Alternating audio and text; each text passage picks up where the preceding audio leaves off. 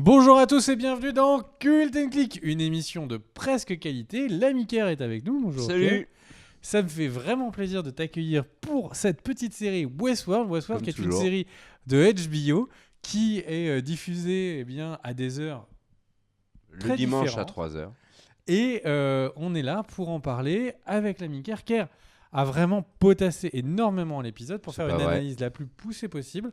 De mon côté, j'essaierai de vous donner quelques indications. L'ami Kerr, qu'est-ce que tu as pensé de Westworld ? Alors cet épisode qui s'appelle Réunion, alors le titre, très probablement parce qu'il y a la réunion Dolores-Maeve à l'occasion d'une courte scène. Moi j'ai trouvé comme le premier épisode, c'est un bon épisode, comme tu l'avais dit la semaine dernière, au niveau de la réalisation, il n'y a rien à redire. Et puis ça développe encore un peu plus les mystères avec un petit bémol, c'est que il y a tellement de mystères et de pistes que tu continues de t'y perdre, de trouver ça très bien, mais de pas tout comprendre. Et les motivations de certains, etc. Mais on aura une réponse plus tard. Donc, ouais. Et toi, t'en as pensé quoi ? Bah pareil que toi. Ah ouais. En fait, donc du coup, j'en ai pensé que ça m'a fait penser à Lost dans les saisons genre 4, 5, 6. Ce moment où tu as l'impression que chaque épisode presque est là pour ouvrir une nouvelle porte, mais qu'ils ont complètement oublié de fermer celle qui était derrière, et donc il y a un courant d'air. Et c'est vraiment dommage parce que cette série, elle pourrait très vite se perdre. Elle pourrait très vite se perdre en rebondissant là tout de suite sur Facebook, en rebondissant juste après sur les intelligences artificielles. Ce serait pas mal qu'elle ait quelques sujets fondamentaux qui soient clairement identifiés et d'autres qui soient annexes. C'était très très clair pour la saison 1. Pour la saison 2, je trouve que là, ils ouvrent, c'est très bien, mais j'espère qu'ils vont savoir choisir leur sujet, choisir sur quoi on va se mettre le focus. C'est ce que j'attends en tout cas des épisodes suivants. Petit message d'ailleurs pour ceux qui ont vu la vidéo de la semaine dernière, où on parlait donc de Westworld l'épisode 1. Il y a plusieurs gens qui avaient noté que la personne morte dans l'eau, c'était Teddy. J'ai vérifié, ils ont raison. C'est Teddy qu'on voit mort dans l'eau. Mais on en parlera dans la fin de cette vidéo. Il y a une grande théorie qui est en train d'apparaître sur Reddit sur la raison de tous ces androïdes morts dans l'eau. Ah, intéressant. On va faire une petite analyse comme ça rapide de cet épisode. Alors un épisode marqué quand même par quelque chose d'intéressant, c'est qu'il y avait énormément de retours dans le passé sur notamment les débuts du parc et là quand Ben Barnes découvre par exemple qui est le fils de Delos découvre cette scène que je trouve très réussie où il est entouré d'autres avec Angela. Cette scène moi je l'ai trouvée extrêmement prévisible parce que la chute tu la voyais venir dès le début, mais par contre j'ai trouvé très réussi donc de voir que comment est-ce que une personne qui n'était pas confrontée aux autres réagit en les voyant comme ça. Il dit on n'en est pas encore là. J'ai trouvé ça très intéressant, avec toute la réflexion qu'on a actuellement sur l'intelligence artificielle. Peut-être qu'un jour on sera confronté à ça. On se dira non, on n'en est pas encore là. Si, tiens, t'as un autre devant toi. Ouais, moi, alors, pour pas répéter parce que je suis d'accord avec toi, moi, ce qui m'a vraiment plu dans cet épisode par rapport à cette scène, c'est que ça a cassé la théorie des trois, des trois timelines. Parce que du coup, comme la saison précédente, on avait eu 3 timelines et timelines cachées. Là, cette saison, tout de suite, Reddit a sauté dessus. Des articles ont sauté sur la première épisode en disant oh là là, en fait, il y a 3 timelines, j'ai essayé de les trouver, etc. Là, c'est pas le cas. Il y a beaucoup de flashbacks. La série a évolué comme ça. C'est bien, ça lui permet d'avoir du souffle et de s'aérer.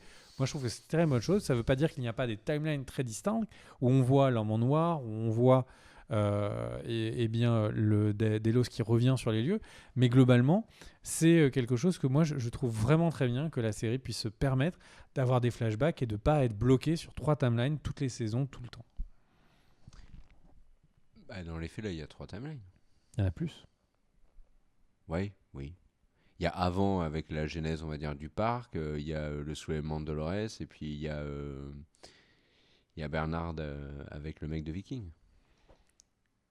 Ouais, mais il y a plusieurs naissances du parc. Oui, enfin ça parce qu'on voit avant que le passé. parc. Oui, bien sûr. Donc tu vois, tu essayes encore une fois de recondenser en 3 timelines, mais c'est pas le cas. Parce qu'on a carrément avant que Delos investisse dans le parc, on a après qu'ils investissent dans le parc. Et là, on peut supposer qu'il s'est passé des années. Alors un truc que fait énormément l'épisode, c'est insister sur le fait que Delos va pas du tout... En fait, quand tu regardes cet épisode, ce qui est marquant, c'est que l'important, c'est pas les autres pour Delos, c'est les visiteurs.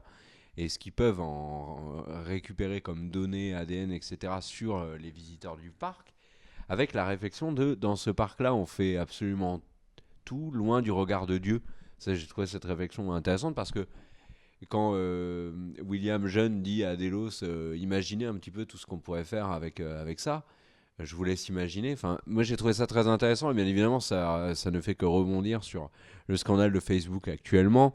Euh, je pense que ça va être quelque chose que la série va énormément creuser, tu sais, ce côté Delos récupéré sur les visiteurs et tout. C'est l'avenir de la série et moi, franchement, je l'avais pas du tout vu venir comme ça. Hein. Ouais, en même temps, si on n'en savait pas plus que ça, on aurait bien compris qu'il récupérait des datas et qu'on est dans un monde de data et puis on passerait à la suite. Oui, mais alors après, qu'est-ce qu'ils vont en faire? On avait, toi, tu voulais parler d'une théorie? Alors oui, revenir un peu sur la théorie de l'immortalité qui est extrêmement présente en ce moment sur les forums de Reddit. Il y a notamment une photo, mon cher Oupi, que je t'ai mis, qui est complètement une photo qui a été prise et récupérée par Reddit. On n'a aucun mérite sur ça. Et donc, ce qu'il y a écrit derrière, donc c'est Space 47 et un symbole chinois, japonais, pardon. Et c'est un symbole mandarin. C'est un symbole mandarin, pardon, excusez-moi. Et en fait, le truc, c'est que quand on tape Space 47, le premier résultat qui tombe sur Google est en fait une série de reportages où il y a des gens riches qui essayent de se transformer. Non, pardon, c'est une série japonaise et avec des personnes qui essayent de téléporter leur conscience dans d'autres corps. Et donc, ce serait un ensemble d'indices pour que la série nous donne pour qu'on comprenne qu'en fait, effectivement, si Delos eh bien, donne de l'argent, investit, et ce serait potentiellement donc pour en fait avoir eux-mêmes la possibilité donc de vivre éternellement dans les corps de ces hôtes. Après, il y a 2 points qui sont intéressants à noter. Le premier, c'est que quand on voit Delos, il dit moi, ce qui m'intéresse, c'est le présent. Je ne suis pas là pour le futur. Qu'on peut comprendre très littéralement. Je ne serai pas en vie pour le futur. Donc, encore une fois, un indice. Et le deuxième élément que je pense très intéressant à discuter, c'est le fait que, en fait, notre ami Delos achète le parc, investit dans le parc, pour du coup, admettons, lui, il y voit le fait qu'il aura de la data et le fait qu'il pourra vivre dans le futur. Quand il y a donc cette soirée qu'on voit, avec à la fois des hôtes et à la fois donc Delos, on peut aussi imaginer que c'est un moyen pour lequel Delos vivra, que c'est son enterrement. Delos fils à la soirée. Non, c'est le père. Il y a le fils, mais il y a le père aussi. Ah, tu veux dire 2 jours là, quand il y a William avec sa femme et sa fille. Et en fait, pour moi, c'est le moment où on fête la fin du corps de Delos et le fait que sa conscience va être mise dans un autre. Et ça expliquerait pourquoi Delos, fils, eh bien, est à ce point-là triste, parce que du coup, il ne sera jamais la personne qui héritera de la fortune de son père. Et là, il y a moi, dans les éléments qui m'intéressent, c'est que si on admet tout ça, bon, déjà, on ne sait pas si ça sera la série. Si on admet tout ça, ça voudrait dire que pourquoi est-ce qu'on ne voit pas Delos là tout de suite? Est-ce que Delos, est-ce qu'il est en dehors du parc? Et il est un peu comme, on l'a vu dans une série récemment, avec donc un peu comme les Mathusalem dans une autre série de Netflix, où il y a et il est en train de donner des ordres ailleurs. Ou est-ce que ils ne l'ont jamais rendu, Ford, et en sous-entendant qu'en fait ça n'avait pas fonctionné, etc. Parce qu'on sent qu'il y a une tension, il y a quelque chose que Delos veut, mais ils ne peuvent pas bouger Ford et ils doivent tourner autour. Et puis on nous dit non, mais c'est parce qu'en fait c'est lui qui connaît le parc, alors qu'en fait on comprend que non, il ne connaît pas tout le parc.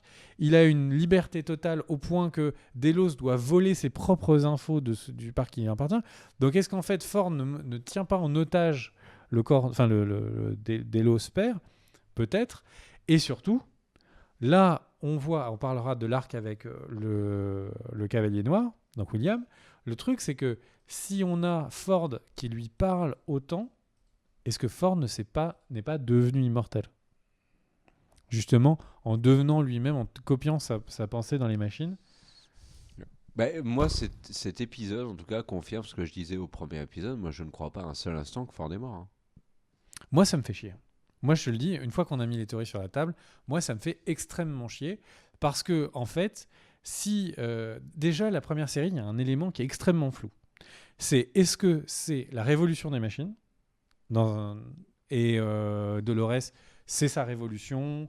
Elle a vraiment J'y crois pas. elle a gagné vraiment la possibilité de penser par elle-même, etc. Ou au contraire, est-ce que c'est une nouvelle histoire écrite par Ford qui contrôle toujours les machines et ils n'ont aucun pouvoir? Par Ford ou Arnold? Par Ford ou Arnold, Parce que mais on a Ford qui là littéralement donne des indications en jeu et qui tue encore oui, des mais autres. le truc, tu vois, c'est que cet épisode me donne l'impression que Westworld, là, actuellement, c'est le conflit entre les actionnaires, donc Delos, William, l'homme en noir, et les créateurs, Ford et puis Arnold. Et on sent vraiment, par exemple, quand tu as la scène avec Delos fils qui découvre tous les autres avec le piano, etc., Ford n'est pas là pour présenter ses créations avec Arnold. Et il laisse les autres présenter la création. C'est quand même un truc de ouf. Et, euh, et moi, je me demande vraiment s'il va pas y avoir cette opposition-là entre actionnaire-créateur et le fait que bah, Ford, il est toujours là. Pour moi, il est toujours là. Dans la scène où il tue à la fin donc, de l'épisode El Lazo, qui est interprété d'ailleurs par Giancarlo Esposito de Breaking Bad, donc Gus Fring de Breaking Bad, et qui, dans cette scène-là, moi j'ai trouvé ouf d'ailleurs. Euh, il montre qu'il est encore en train de dominer, hein. Qui n'aurait été choisi, parce qu'il y a eu 2-3 messages sur les réseaux sociaux, uniquement que parce que Anthony Hopkins est un énorme fan de la série Breaking Bad Sans déconner. et qu'il voulait qu'il joue dans la série. Ah, c'est génial. Bah, moi, là, avec cette scène, j'ai l'impression que Ford, bah, c'est confirmé. Il est toujours là, il est quelque part, c'est lui qui dirige. Et la question que tu soulevais là avec Dolores, moi, ma conviction depuis un moment, c'est qu'il n'y a aucun des autres qui sont libres. Alors, C'est je Ford qui les gère, je ne suis pas sauf d'accord. Maeve. Voilà, exactement. Maeve, c'est un bug. Maeve s'est libérée. Et elle réagit pas du tout comme les autres. Les autres sont lancés dans une révolte, ils ont tous un plan, comme si tout avait été écrit. Et Maeve, elle a une réaction spontanée de ah, mais j'avais une fille, je veux la retrouver. Et ce qui détruirait tout, c'est si Maeve, en fait, faisait partie du scénario. Là, vraiment, la série qui était la promesse de voir le début de l'intelligence artificielle et vraiment la beauté de la naissance, et au final, là, est en train un peu de s'émousser. J'espère que... Enfin, on verra ce que ça donne. Mais c'est vraiment en train de s'émousser, cette croyance qu'on est en train de voir l'apparition d'une nouvelle espèce, comme il disait dans le premier épisode, enfin dans la première saison. Alors après, il y a aussi un autre truc dont il faut parler, c'est la fin, donc la vallée lointaine, comment il l'appelle Glory, qui est en fait, donc comme l'explique Comme Dolores. je t'ai dit, elle a bien des noms et tout le monde cherche la même Bah chose. oui, sauf que tout le monde pense que c'est un lieu et en fait non, c'est une arme, on le voit. Alors c'est une arme un peu spéciale. Moi j'ai l'impression que c'est un truc de pétrole, mais c'est une arme. Alors, c'est une arme, on ne sait pas. Bah, c'est ce que dit Dolores. C'est ce que dit Dolores. En gros, qu'est-ce qu'on voit? On voit les machines qui étaient... alors, je crois Oui, on le voit dans la que série. ce sont les machines qu'on voit qui terraforment le parc dans la saison 1. Mm. Donc, en quoi ce serait une arme? Là, pour l'instant, je pense qu'on n'a pas vu quelle était l'arme. Je pense que ce qu'on a vu, c'était ce qui allait devenir l'arme. On parlait de Ah, Reddit. c'est pas bête ça. On parlait de Reddit. Là, sur Reddit, la théorie qui court partout, et pour l'instant, je suis pas entièrement fan de ça, c'est que en gros, on voit la création d'une antenne qui serait une antenne qui permettrait de prendre le contrôle de tous les autres.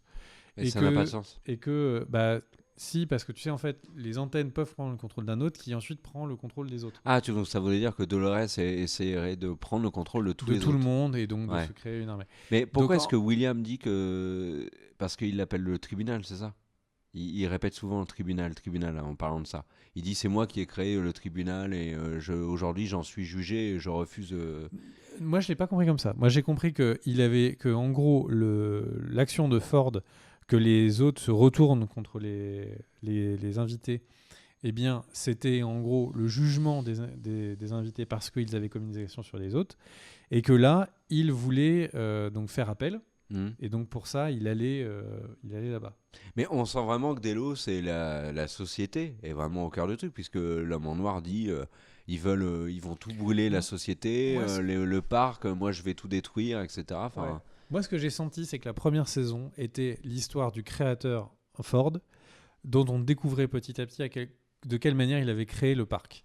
Et là, en fait, on est en train d'avoir la même chose, sauf qu'on est en train de voir le parcours de William qui aurait créé le parc. créer des éléments du parc. Moi, j'ai l'impression ce qu'on voit. Moi, j'ai l'impression qu'il a créé des éléments pour contrecarrer Ford. Mais on a l'impression que quand ils l'ont acheté, c'est à eux, Ford n'existe pas. Quand ils sont dans le parc, quand il dit à Dolores, allez Pépé, viens, on va voir le coucher de soleil, Ford n'existe pas. Donc on a vraiment la sensation qu'on avait vu le premier fondateur, le père fondateur, et qu'ensuite on a vu celui qui a fait Westworld comme on le voit maintenant. C'est surtout Arnold, même dans la saison 1, on voit bien que Ford n'existe que parce qu'il est sorti de l'ombre d'Arnold. On va avoir des surprises. On a hâte de voir les épisodes suivants. Tu avais d'autres points sur la série ? La rencontre de Dolores Maeve, t'en as pensé quoi ? Moi, ça m'a rien fait. Pas stérile en fait. Ouais. Stérile. Alors le truc c'est que Teddy, juste pour placer quelques mots, on voit que Teddy est sa machine à tuer. Bon, ça c'est un peu étonnant. Qu'est-ce qu'il est nul lui. Non, franchement, Teddy c'est le pire personnage de la série. Je pense qu'il va se révéler.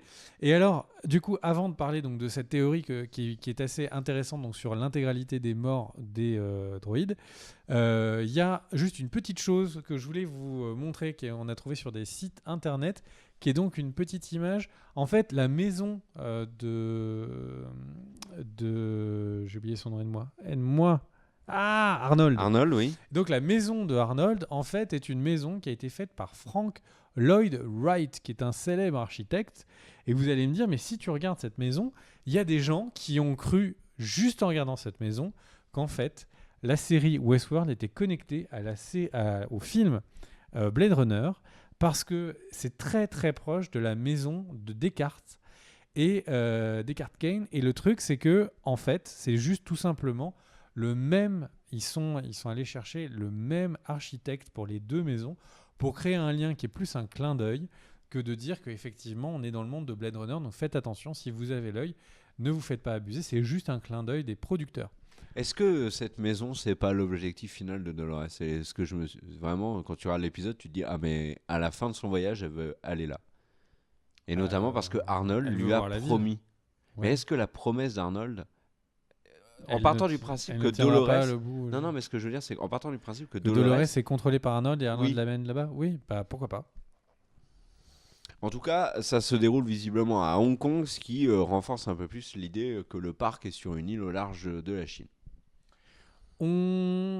Tu veux faire ta théorie ? Alors, c'est pas ma théorie, hein. C'est une théorie qui se répand pas mal sur Internet. En gros, la théorie, c'est de dire que Maeve, elle s'est brûlée pour que son corps soit recomposé sans la petite dynamite, la charge qui explose quand un des robots sort du parc. Et donc, la théorie actuelle, c'est qu'en fait, Bernard a volontairement tué l'intégralité des robots, qui se sont tous laissés tuer en allant dans l'eau, pour qu'en fait, ils soient évacués du parc sans que leur bombe explose, et ainsi pouvoir en sortir. Pourquoi pas ? En tout cas, moi, j'ai trouvé ça intéressant. Et j'avais envie de le partager. En tout cas, ce qu'on apprend aussi dans l'épisode, c'est que Dolores est beaucoup sortie du parc, et qu'elle a vu beaucoup de choses. Ouais. Et qui lui ont donné des informations qu'il aurait peut-être pas dû lui donner. Mais pour moi, j'ai un vrai problème avec Dolores. Pour moi, elle est complètement manipulée ou sinon, je comprends. Non, mais elle est centrale par rapport à tout. Enfin, c'est la préférée de Bernard, c'est la préférée d'Arnold, c'est la préférée de Ford, ou c'est la préférée de William. C'est celle qui fait du piano quand Delos il est en train de dire que c'est super qu'il a acheté le parc. Enfin, elle est partout, cette Dolores. C'est un truc de ouf. Il y avait très peu d'autres, en fait. Ouais. On se retrouve pour une prochaine vidéo la semaine prochaine. Si vous voulez qu'on continue les vidéos Westworld, n'hésitez pas à le signifier dans les commentaires ou tout simplement et à partager la vidéo. Le partage, c'est ce qui permet à la chaîne de continuer d'exister, mais surtout, ça nous permet de faire découvrir les vidéos Westworld à un plus large audience. Parce que c'est vrai que les vidéos Westworld, pour l'instant, elles sont vraiment. On a l'impression que la série ne plaît pas, alors Ouais, que nous, on a plaît moins, hyper ouais. envie d'en Mm. parler. Ouais, c'est vrai. Eh ben écoutez, on vous dit à tous et à toutes une bonne fin de journée. Ciao. Des bisous.